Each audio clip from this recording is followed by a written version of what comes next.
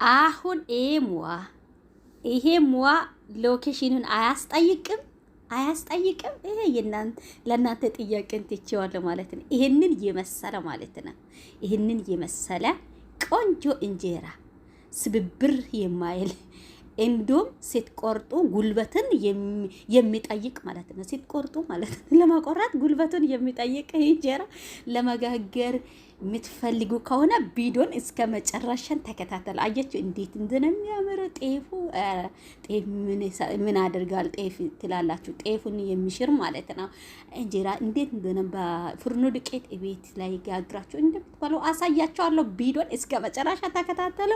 አሁን ደግሞ ዱቄቱን ማለት ነው እንግዲህ የፍርኖ ዱቄት ነው። እናንተ በመጠን ማድረግ ትችላላችሁ ማለት ነው። እኔም በመጠን አድርገዋለሁ ማለት ነው። አሁን እሳት ላይ ጥጄዋለሁ እያማሰልኩኝ ማለት ነው። አመስ አይደል የሚባል ስለዚህ አመስ እያደረኩኝ ነው ማለት ነው። ከለሩን ትንሽ ነጭ ነው አይደል? ፍርኖ ዱቄት ነጭ ነው። ስለዚህ ትንሽ ወደ ቡኒ አይነት እስከ ሲቀይር እጠብቀዋለሁ። በቃ እጁን ሳላቋረጥ ነው እያማሰልኩ ያለ። እናንተም እጅ ሳታቋረጡ ለምክንያቱም ይጓጉላል ማለት ነው። እና ይሄ እንዳይሆን በደንብ አድርጋችሁ እንትናም እንዳይሆን ማለት ነው። አንድ ቦታ እንዳያርር፣ አንድ ቦታ ነጭ እንዳይሆን፣ አንድ ቦታ ጥቁር እንዳይሆን፣ ሁሉ አንድ እንዲሆን አመስ አድርጉ ማለት ነው። በቃ ሙዋ ከኔ ተማሩ። ይሄ ሎኬሽን ያስጠይቃል። ሎኬሽን ብቻ እንዳትጠይቁ። እና እስከ እያማሰልኩኝ ነው። አረ ጉድ እዚህ ጋር ሸንክሮት ምናምን በቃ ቤቱ ምግብ በምግብ ነው ማለት ነው። የራባው ብቻ ሎኬሽን እየጠየቀ የራባው ብቻ ሎኬሽንን እየጠየቀ እና አለሁላችሁ ቤተሰቦችዬ። ሎኬሽንን ሊያጠየቃችሁ ሎኬሽን ሊሰጣ ዝግጁን። እዚህ ጋር ኡርሾ ማታ አቡክቻ አደርኩኝ ማለት ነው። ኡርሾውን ትንሽ ጮ እንዲሁም ደግሞ ምንድነው በቆሎ ዱቄት 2 ማንኪያ ኡርሾውን ጨመርኩኝ። ይላችሁ ኡርሾ ይሄን ነው የጨመርኩት። ከዛ አቦካሁኝ ኩፍ ብሎ አደረ ማለት ነው። ሰምታችኋል። ከዛ ከላይ ያለ ውሃን አጠለልኩኝ። ከዛ አሁን እንትና ከእሳት እንደወረዳው ማለት ከእሳት እንዳወጣ ወዲ አሁን የሚታወቁ ማለት ነው። ማለት አብሲት አይፈልግም ማለት ነው። ይሄንን ተጠቀሙ። ከተጠቀማችሁ እና ከመጠበሻ እንጀራ አልወጣም ካለ አይኑን አላወጣም ካለ እኔ እጠይቀዋለሁ ማለት ነው። እኔ እናንተ የታችሁ እጠይቀዋለሁ ማለት ነው። ጓደኞቼ አሁን በዚህ ቀጥያለሁ። በሁለት መንገድ ነው ማለት ነው እየሰራ ያለ። ሰምታችኋል። አንዱ የድሮ ነው፣ አንዱ የአሁኑ ነው ማለት ነው። እና አያችሁ አሁን ይሄ ከታች አለ ያሁኑ ማለት ነው። የአመት ባለ የሰራሁት ነው ማለት ነው። ያኛ ባለፈው ሰርቼ ነበር፣ ሼር አላደረኩኝም ማለት ኤዲት አላረኩኝም። ኤዲት ወዲያውን ቪዲዮ ከሰራው ካላረኩኝ እንትና በነገራችን ላይ የረሳሁት በወንፊት ንፉ ማለት ነው። አሁን አያችሁ በወንፊት መጀመሪያ ከእሳት እንዳወረዳችሁ ቶሎ ብላችሁ በወንፊት ማለት ነው። በወንፊት ነፋውን ያው ያያችሁ ነው። በርግጥ እኔ እንደሰራው እኔ እንዳደረኩ አድርጋችሁ ከሰራችሁ መጀመሪያ ኡርሾና አቦኩ። ኡርሾ ኩፍ ቢዶ ሲያደር በኡርሾ ላይ በመጥበሻ ላይ ማለት በእሳት ላይ ጥዳችሁ በመጥበሻ ላይ አመሰመስ አድርጋችሁ ከለሩ ትንሽ ሲቀይር አውጡ። ከዛ ወዲ አሁኑ በወንፊት ላይ አድርጉና ነፈሱና ምንድነው የሚባለው? ወይ ራሳውኝ ደግሞ ከአፍ አማርኛ ጠፋች ማለት ነው። እና ነፋው ንፉ ማለት ነው። እንዴ ይባላል እንዴ?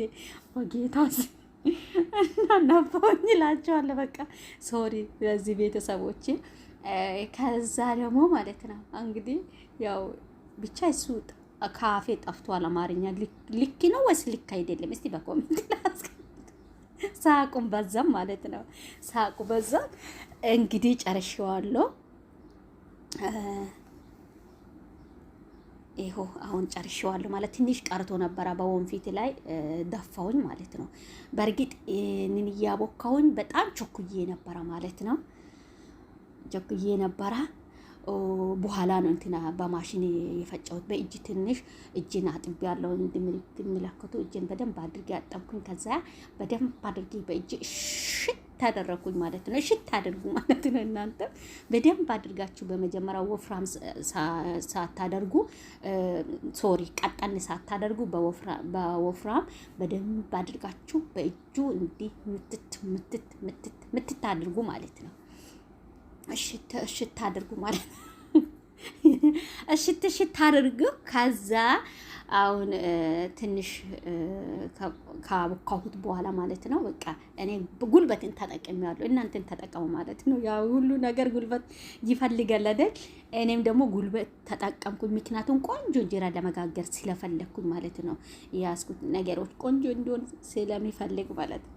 እኔ ምግብ ሲሰራ ቆንጆ እንዲሆን ነው የሚፈልግ። ቆንጆ እንዲሆን ሰው አለ የለም አይደለም። ወደፊት ደግሞ ለሰው ሲያቀርብ ራሱ ሙያ አለ አይደል? በቃ ስለዚህ ኮርቼ ነው የምሰራው ማለት ነው።